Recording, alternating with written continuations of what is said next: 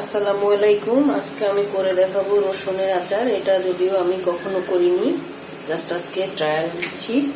রসুনের আচার সবসময় কিনে খাই, সেক্ষেত্রে দেখা যায় যে রসুনের পরিমাণ কম থাকে, অন্যান্য জিনিস বেশি থাকে, যেটা আর কি আমরা প্রাণের হোক বা রুচির হোক যে আচারটাই কিনি। তো আজকে আমি একটা আমের টক দিয়ে, রসুনের মধ্যে সাধারণত আমরা দেখা যায় যে রসুনের আচার কিনলে সেটার মধ্যে গাজরও কিন্তু পাই আমরা, মানে অনেক কিছুর মিশ্রণে করে। তো আমি আজকে একটা আমের টক দিয়ে রসুনের আচারটা করব। আমি যেভাবে করছি, ভিডিওটা করছি, কারো ভালো লাগলে সে করে নিবে। খুবই অল্প পরিমাণে করছি যেহেতু আমি নতুন। তো আমি গোটা জিরা ধুয়ে নিয়েছি, একটু দিয়ে দিচ্ছি।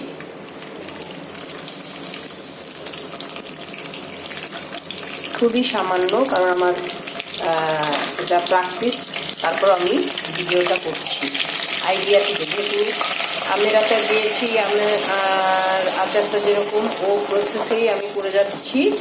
রসুনেরটা একটু আলাদা হবে, সেটা আমরা রসুনের আচার খেলে বুঝতে পারি আসলে কি দেয়। অনেকে তেঁতুলের টক দিয়ে রসুনের আচারটা করে, একটু তো টক থাকেই, তারপর গাজর দেয় কুচানো, যেটা আমরা পাই রসুনের আচারের মধ্যে। তো রসুনের আচার, সে কারণে রসুন বাটা খুব একটা দেবো না, কারণ এটা তো সম্পূর্ণই রসুনের আচার। তো এতটুকু আর একটু দেবো।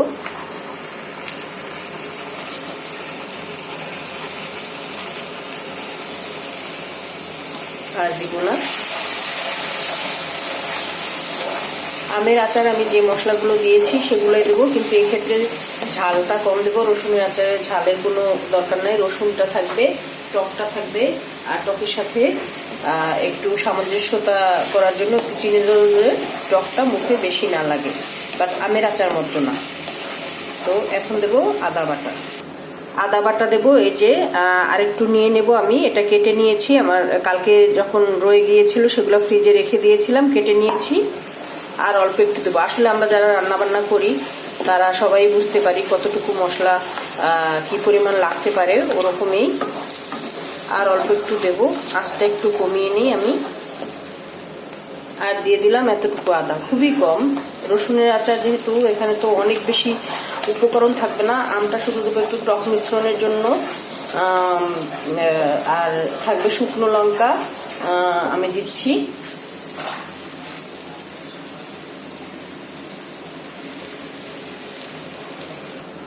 এই যে আস্ত শুকনো লঙ্কা দিয়ে দিলাম। এখন আমি যেটা করব,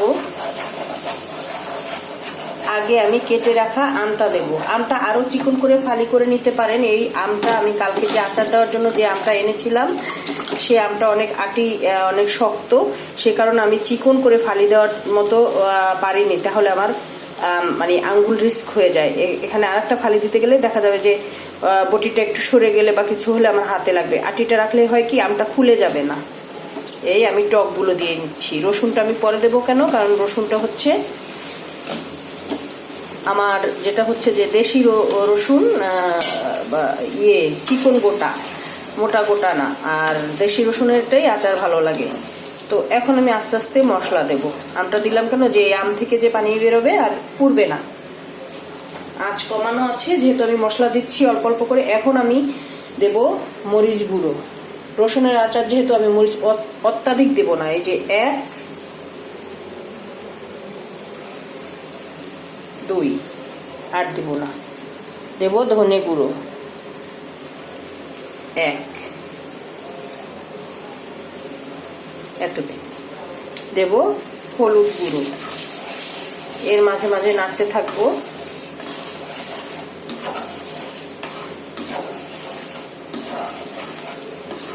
কালকের আম অনেক বেশি ছিল, মশলাও সেজন্য পুড়ে যাচ্ছিল। আম অনেক বেশি, মশলা অনেক ছিল, সে কারণে আমি আগে সিরকাটা দিয়ে নিয়েছি। আজকে তো শুধু আমটা দিয়েছি আমি। রসুনের জন্য আমি আরেকটু তেল বাড়িয়ে দিচ্ছি, আরেকটু। আর দিব হলুদ গুঁড়ো।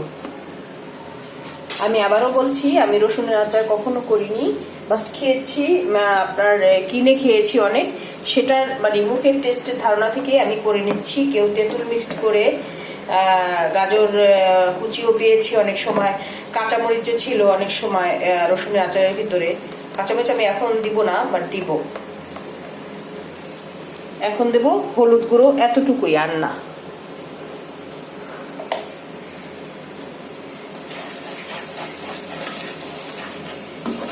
এখন ডিমি আছে, এটা আমি দিয়েছি হলুদ গুঁড়ো, মরিচ গুঁড়ো, আপনার ধনে গুঁড়ো। এখন আমি দেব একটু স্বাদ মতো চিনি, বেশি দিব না, আমি দেখিয়ে দিচ্ছি, তারপর মুখে টেস্ট করে নেব। আমি আবারও বলছি, আমি রসুনের আচার আগে কখনো করিনি, আমি কিনে খেয়েছি, সেটা টেস্ট বুঝে ওই অনুসারে। এই আমটা আরো পাতলা করে কাটা যেত, কিন্তু আমার আমটা আঁটি দৌড়ানো, সে কারণে আমি পারিনি, আমার হাত কাটার রিস্ক আমি নেইনি। এটা আস্ত থাকলেও কিছু না, আস্ত আপনি যে আম খাবে সে আমটা উঠিয়ে নিয়ে খাবে, যে রসুনটা বেশি পছন্দ করবে সে রসুনটা নিয়ে খাবে। তো এখন আমি দিচ্ছি চিনি, এই যে এতটুকু, বেশি দিব না, আমি টেস্ট বুঝে নেব, কারণ এটা আমের আচার না, এটা মিষ্টি মিষ্টি ভাব থাকবে না, এটা হচ্ছে আমের টকটা কাটানোর জন্য একটু চিনি। পুরোটা দিলাম না, তাও আবার দেখে নিব প্রয়োজনে, পুরোটা দিলাম না, যতটুকু নিয়েছি সেটাও পুরোটা দিলাম না। এখন আমি যেটা দেই নাই লবণ, লবণ দিব আমি।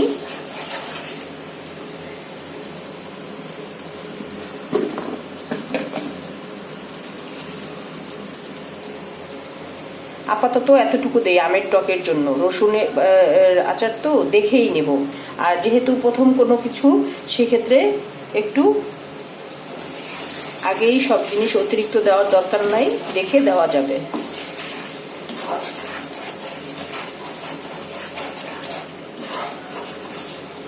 এখন দেব আমি রসুনগুলো। এক্ষেত্রে রসুন আচার দিলে যে যেটা এরকম থাকে না, একটা কোয়া শুধু, মানে এক গোটা রসুন বলে যেটাকে, সেটা দিয়ে করলে ভালো হয়। আমার বাসায় ছিল না, আমার বাসায় যেটা ছিল রাজেশ্বরী আম্মু, এটা আপনার দেয়া রসুন দিয়ে করা, আপনি দেশের রসুন দিয়েছিলেন আমাকে, দেশি রসুন, থ্যাংক ইউ, সেটা দিয়েই একটু করছি। তো এখন আমি রসুনটা দিয়ে দেব, একটু পজ করে নিই। অসাধারণ একটা ঘ্রাণ আসছে, সেটা হচ্ছে যে শুকনো মরিচ, তারপর মশলা, চিনি সবকিছু আসানোর যে একটা অন্যতম অসাধারণ ঘ্রাণ আসছে। তো এখন আমি দিব রসুন। রসুনগুলো আমি কয়েকবার ধুয়ে নিয়েছি, আঁশগুলো ফেলে নিয়েছি, তারপরেও দু একটা থাকতে পারে ছোট রসুন। থ্যাংক ইউ আমার বোন বলি, বান্ধবী বলি, যাই বলি, তার জন্য সে এই রসুন দিয়েছে আমাকে। আমি রসুনটা একটু কাছ থেকে দেখাই। এক গোটা রসুন হলে ভালো, বাট এটা আমি নিয়েছি, আমাকে আমার বান্ধবী দিয়েছিল অনেকগুলো রসুন, তো ভাবলাম যে একটু করি, আচার করি। আর যেহেতু প্রথমবার, তাই এটা হচ্ছে অল্প করে করছি, যদি পারফেক্ট হয় তাহলে আবার করবো ইনশাল্লাহ।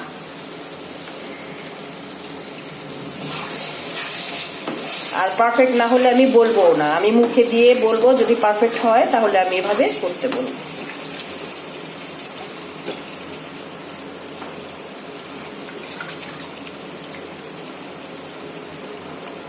আই হোপ পারফেক্ট হবে। এটা একটা যে কোনো যারা রান্না করে বা রান্নার বেসটা জানে, একটু থিন করলেই যে কোনো জিনিস করা যায়।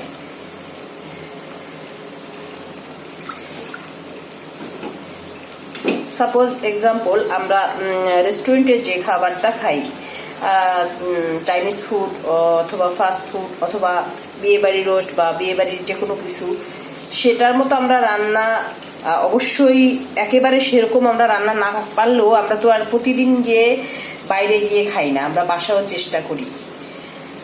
তো সেরকম এই রসুনের আচার আমি আগে করিনি, খেয়েছি কেনাটা, কিন্তু আমার মনে হয়েছে যে করা উচিত, তাই করলাম। ওখানে একটু টক মিশ্রণ থাকে, ওখানেও অনেকগুলো ইয়ে দেওয়া থাকে, যেটাকে বলে যে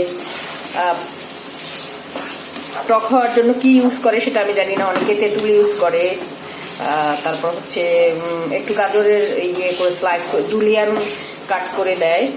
তো আমি আম আছে, যেহেতু আম প্রচুর আনা হয়েছে, এখনো পড়ে রয়েছে, ওগুলারে কি করব ভাবতেছি। গতকালকে আমের আচার দিলাম, এখন এটা দিলাম, তারপর আম প্রচুর রয়েছে, তো সে কারণে একটা আম দিয়ে এটাকে একটু করা।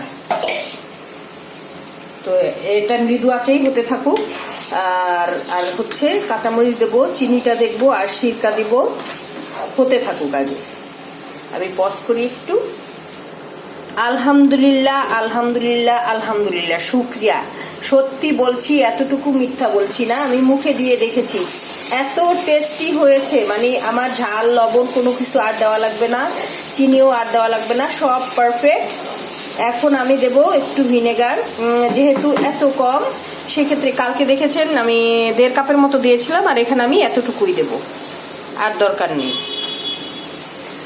আর দিয়ে দেবো কয়েকটা কাঁচামরিচ, আস্ত কাঁচামরিচ। আলহামদুলিল্লাহ, শুকরিয়া, সত্যি আমি আর ইনশাআল্লাহ রসুনের আচার অ্যাটলিস্ট আমি কিনে খাবো না, এত ভালো হয়েছে। এভাবে আপনারা আম দিয়ে করতে পারেন, এভাবে সেম এভাবে একদম পারফেক্ট হয়েছে, একদম কোনো একটু আমার কাছে মনে হয়নি যে খারাপ লেগেছে বা কিছু, নিজের বলে বলছি না, ট্রাই এবং খুব ঝামেলা কম। দেখেছেন কি কি দিয়েছি, খুব একটা ঝামেলা নেই, সবগুলোই আমাদের বাসায় থাকে, সব জিনিসই আমাদের বাসায় থাকে। আর নামানোর আগে একটু পাঁচফোড়ন গুঁড়ো আমি দেবো, কালকে যে করে রেখেছিলাম সবটুকু লাগেনি রেখে দিয়েছিলাম সেটা দেব, আর কাঁচামরিচ ধুয়ে দিচ্ছি। এই যে চিনি এতটুকু আমি হাফ বাটিরও কম নিয়েছিলাম, তারপর পুরোটা দেইনি যে সব একবারে দেবো না, একটু টেস্ট করে নিই, চিনি লাগছে না, তারপর আমি মনের সন্দেহে আর অল্প একটু দিচ্ছি, এই আটটা আমি ঢেলে রেখে দিচ্ছি। এত ভালো হয়েছে, মাশাল্লাহ মাশাল্লাহ, খুবই ভালো হয়েছে। এখন জাস্ট রসুনটা সিদ্ধ হওয়ার জন্য অপেক্ষা করা, আর কিছুই না, সব দেয়া শেষ, সব টেস্ট ঠিক আছে। এখন আমার শুধু রসুনটা সিদ্ধ হওয়ার অপেক্ষা, তারপর ঠান্ডা হলে আমি জারে ঢুকিয়ে রাখবো। আমি আমের আচার কাল যেটা করেছি সেটাও জারে এখনো ঢুকাইনি, আমার কাচের জারের স্বল্পতা আছে, কিনে আজকে ওয়াশ করে তারপর ঢুকাবো। আজকে সন্ধ্যায় কেনা হবে, কালকে রাতে করেছিলাম তো, তখন জার কম, জার হবে না, অনেকগুলো জার লাগবে, আচার অনেক ছিল সে কারণে। আর এটা আমি জারে ঢুকিয়ে আজকেই দেখাবো, এত বাড়ি পারফেক্ট হয়েছে মাশাল্লাহ। এভাবে করে নিতে পারেন আম দিয়ে, তাহলে রসুনের আচার যখন আমরা বাইরেরটা কিনি রসুনের পরিমাণ খুবই কম থাকে, আর এখানে আমি অনেক রসুন দিয়েছি, এখানে আমার অনেক রসুন, যখন আমরা কিনে খাই এত রসুন দেয় না, মানে বাইরে যেটা আপনি রুচি বা প্রাণ বা এটা একদম পারফেক্ট হয়েছে মাশাল্লাহ, আমি হাইলি স্যাটিসফাইড আলহামদুলিল্লাহ। এখন আমি যেটা করব, এই যে পাঁচফোড়ন কালকে তেলে আমি গুঁড়ো করে রেখেছিলাম ওটা দিয়ে দিলাম,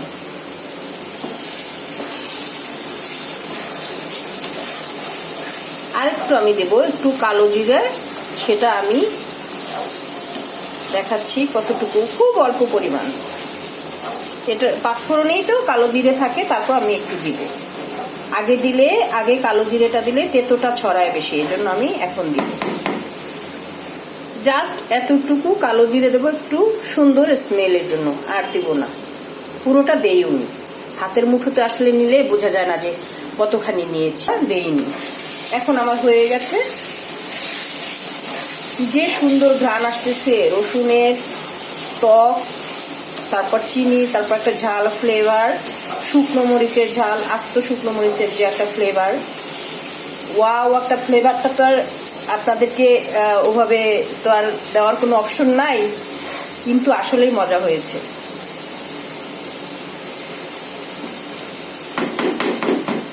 এখন আমি নামানোর পর দেখাবো, একটু আঁচটা কমিয়ে দিই।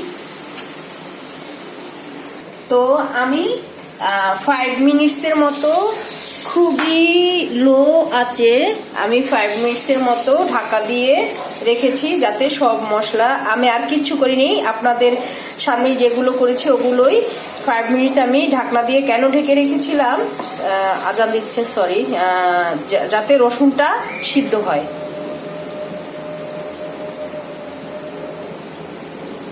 এই দেখেন, এই যে রসুন সিদ্ধ হয় যাতে, আবার রসুন যাতে গলেও না যায়, রসুনটা সিদ্ধ হওয়ার জন্য আমি 5 মিনিটস ঢেকে রেখেছিলাম। এখন আমি আর 2 মিনিট পরে চুলোটা বন্ধ করে দেব। আজান দিচ্ছে, আমি কথা বলবো না, বন্ধ করার সময় আমি দেখাবো।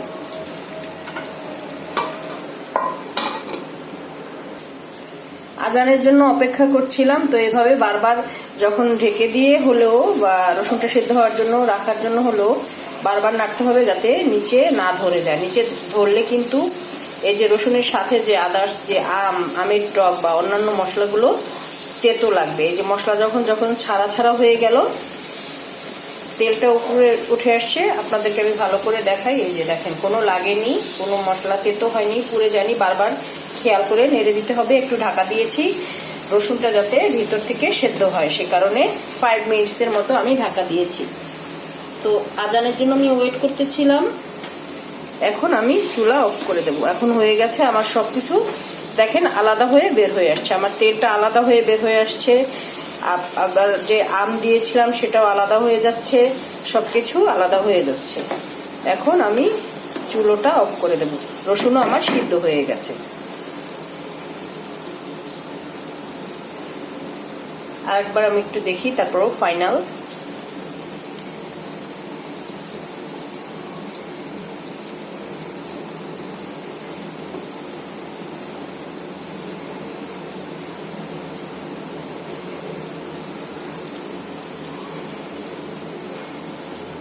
হ্যাঁ, সিদ্ধ হয়ে গেছে। এখন আমি চুলোটা অফ করে দেব। ঠান্ডা হলে আমি বয়ামে ভরে নেব। এখন চুলো অফ করে কিছুক্ষণ ঢাকা দিয়ে রাখবো। আমার কোনো মশলা লাগেনি, কোনো তেতো হয়নি, সব স্বাদ একদম পারফেক্ট। এই যে আপনারা দেখেন, সব স্বাদ একদম পারফেক্ট। তেল আলাদা হয়ে গেছে, আমগুলো মশলাগুলো আলাদা হয়ে গেছে, রসুন আলাদা হয়ে গেছে। এভাবে চাইলে আপনারা দিয়ে দেবেন।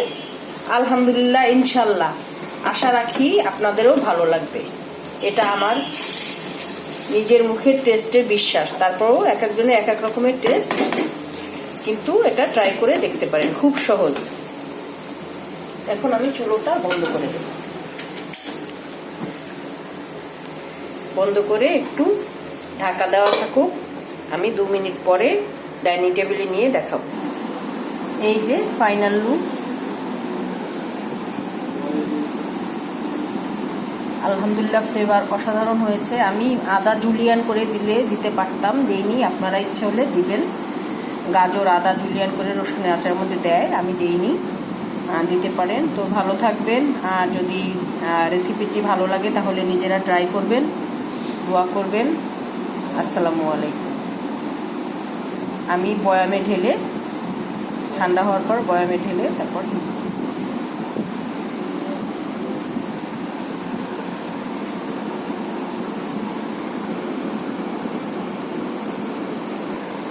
ভালো থাকবেন। যদি ভালো লাগে ট্রাই করবেন, আর যদি করে থাকেন তাহলে প্লিজ জানাবেন যে কেমন লেগেছে।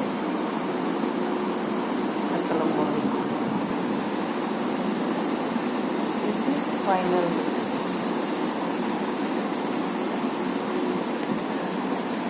প্রতিটা জিনিস আলাদা হয়ে যাবে, রসুন আলাদা হয়ে যাবে, আমের টকটা মশলাটা আলাদা হয়ে যাবে, তেলটা আলাদা হয়ে যাবে। This is final.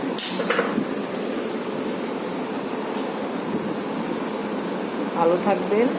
আসসালামু আলাইকুম।